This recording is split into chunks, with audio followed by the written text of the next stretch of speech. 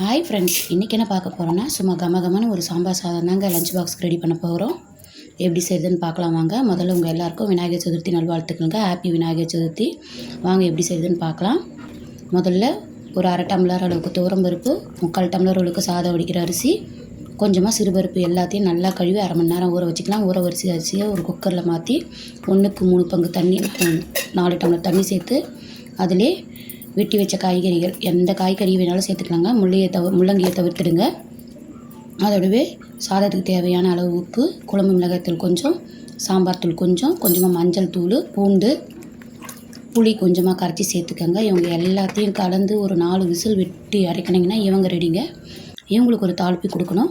அந்த தாளிப்புக்கு 2 டீஸ்பூன் அளவுக்கு எண்ணெய், கொஞ்சமாக நெய் சேர்த்து நல்லா காஞ்சி வந்ததும் கடுகு கொஞ்சம், சின்ன வெங்காயம் ஊற்றி வச்சுருக்கலைங்களா அதையும் சேர்த்து நல்லா வதக்கிட்டு, அதாவது தக்காளி அதையும் சேர்த்து வதக்கிட்டு, ஒரு இடிகல்லில் கொஞ்சமாக சீரகம், கொஞ்சமாக பெருஞ்சீரகம் அதாவது சோம்பு, அதோட கொஞ்சமாக ஒரு 4 பல் பூண்டு எல்லாத்தையும் தட்டி இவங்களை கலந்து ஒரு வதக்கி ரெடி பண்ணி வச்ச சாம்பார் சாதத்தில் கலந்திங்கன்னா என்னோடய ஸ்டைலில் சாம்பார் சாதம் ரெடிங்க. இது குக்கரில் செஞ்சிங்கன்னா கொஞ்சம் நேரத்தில் எரியிடும். இப்போவே சாப்பிட்றதுக்கு ரெடியாக இருக்கும். இதுவே நீங்கள் பாத்திரத்தில் செஞ்சிங்கன்னா மதியம் வரைக்கும் அப்படியே தளன்னு இருக்குங்க.